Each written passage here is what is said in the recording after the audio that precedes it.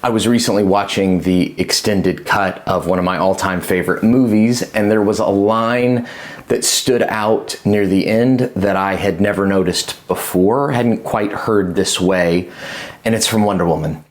We have to stand together. Man made a world where standing together is impossible. That was a gut punch to me. And it made me feel like I needed to say something to you today. I have never, ever posted about politics or shared my political views on social media. It's just something I have never done. And I'll tell you, I'm a little nervous about it. I'm a little anxious. I'm anxious that I won't be able to say what I intend to say. And I'm anxious that maybe you won't be able to hear what I intend to say. I am asking for grace today that both of us can accomplish that purpose. I hesitated to do this, but my 18-year-old son encouraged me to. And I'm trying more and more to listen to his advice these days. He's a wise young man. I have spent the last many years of my life immersed in superhero stories. My two favorite are Batman and Superman, and I in fact made 2 documentary films about those characters and what they mean to me and what the heart of those characters is. I think we are drawn to these characters because they are driven by their beliefs. They're driven by their values, and they are willing to do hard and difficult things, to take action, to live out those values in very real and tangible ways. I've grown up with these characters. I have them in my DNA, really, and I've watched and read and listened to stories about them my whole life. A few years ago, a movie came out that was the first time those 2 characters had been on screen together in a major motion picture, and that movie was Batman vs. Superman. If you've known me for very long, you know that I am a fan of this film. And to share my heart with you today, I actually want to tell you a story, and I want to use the story of this film. So hang with me for just a minute. This is not going to be a soundbite. I need to explain where I'm coming from here, and I want to do it with one of my favorite superhero stories, Batman vs. Superman. Batman, who, as legendary we know, was traumatized in his youth through the loss of his parents, the loss of his family. And in a moment then in his adult life, he is traumatized again by the loss of another family in a building that is destroyed. His business family, his work family, his partnerships are destroyed. And that devastates him. And that sense deep within him, those wonderfully held beliefs about justice and about compassion and about working hard to bring light into the world, they are transformed into bitterness and anger and vengeance, and he loses himself. That's how it starts, sir. The fever, the rage, the feeling of powerlessness that turns good men cruel. Superman, this other iconic character, raised on a farm in the Midwest by parents of super high values. In fact, a father who was willing to even die to live out his values and beliefs. And yet Superman comes to a place where the world is in some ways rejecting him. Not everyone, but it kind of feels like everyone. Why? Because throughout this movie, he's watching the news. He's reading the newspapers. He's seeing the headlines. He's hearing these terrible words spoken against him by a handful of people that really cause him to doubt himself and to lose himself in the process. Headline: End of love affair with man in the sky? Question mark. Let the record show that this committee holds him responsible. And thus they are set up for a manipulator to come in and to use them for his own power-grabbing schemes, and that person is Lex Luthor. And he starts to use the media and all types of different scenarios to take these closely held values of these two superheroes and to weaponize them, to force them to grow in their confusion, in their anger, in their sense of disconnection and their hatred, and forces them to fight against each other. The fanboy battles that many people had visualized in their mind for years and years about what this epic confrontation between these two superheroes would be, you know, it really doesn't feel very epic and very exciting and exhilarating when you watch it. In fact, it's kind of depressing. And if you felt depressed watching these two guys fight, I think you were supposed to.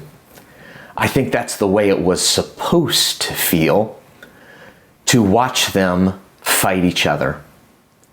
Now, if you're wondering, as we think about this knockdown drag out and the way this was billed as Batman versus Superman, if I'm going to, in this video, line up these candidates for president right now and say that one of them is Batman and one of them is Superman, you're going to be disappointed, because I'm not going to do that.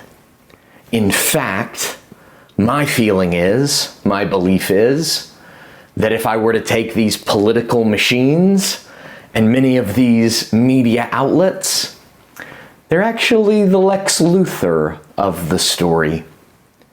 They are using the values of the many, many people in the United States to manipulate them, to force them into battles with each other. They are using the media. They are using all kinds of different things so that they actually don't have to have meaningful debates and discussions on stage. The point was never that anyway. It was ultimately to create a collection of memes so that everyone else could fight their battles for them on social media while they rip each other apart. Because what has unfortunately happened is that many, many in power have realized that they can actually get more attention, get more excitement, get more engagement, get more clicks, get more views, even get more votes by stirring up your anger and your bitterness, because they can get more attention by shouting fear than shouting joy, by shouting bitterness than by shouting togetherness. Batman, Superman, it's not the candidates, it's us. It's us, it's you and me.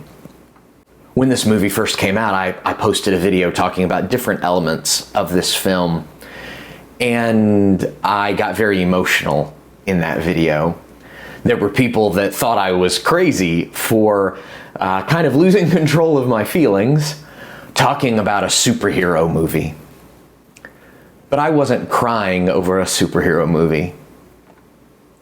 I was crying about us, about you and me, and my fear that we were living in a world that made it impossible for us to stand together. A world where we were so divided by these issues that we were forced to see each other as nothing but enemies.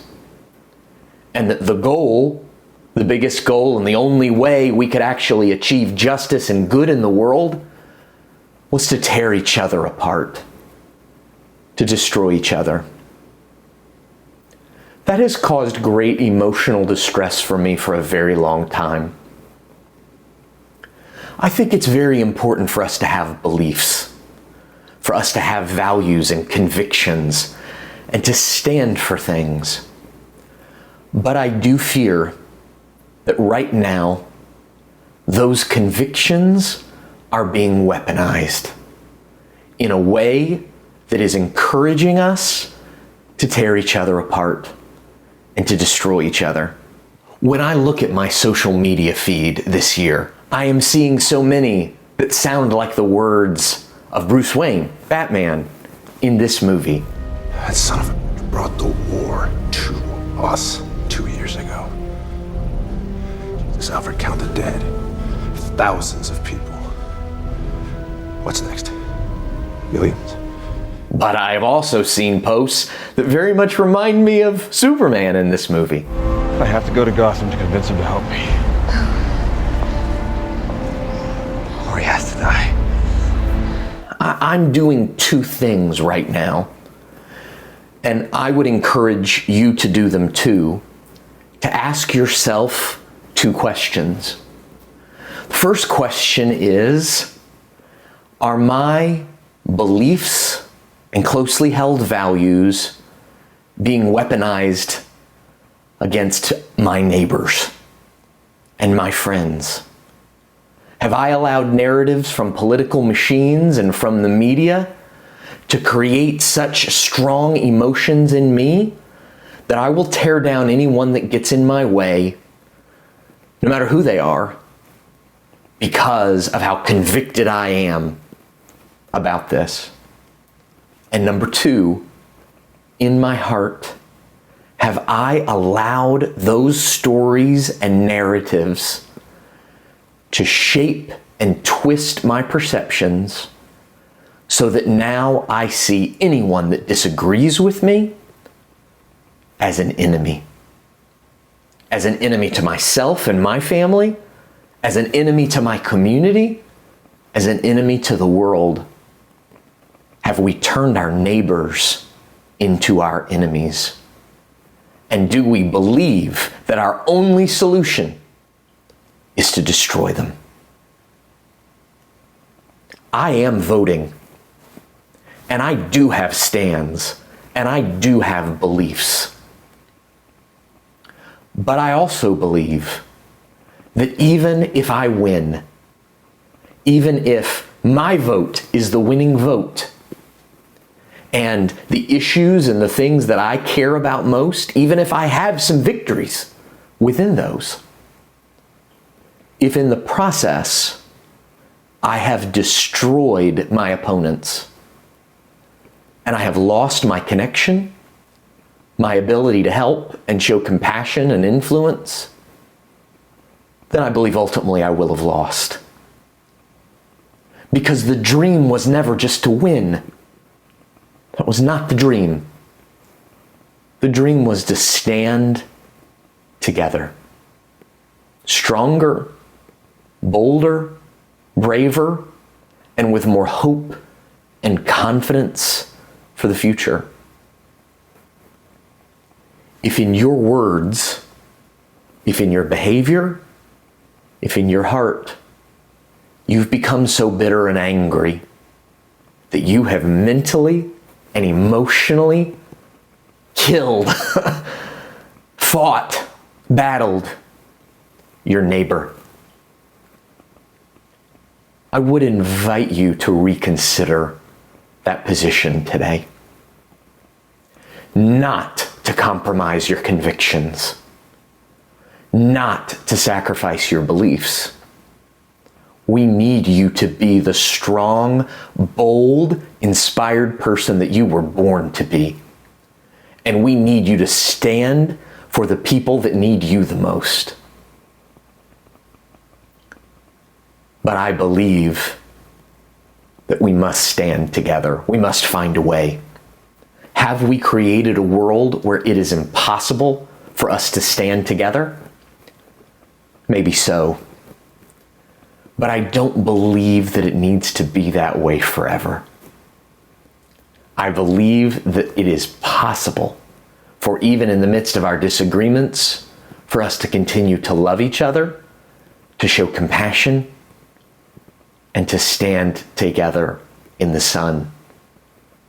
And I look forward to seeing and being with you on that day together.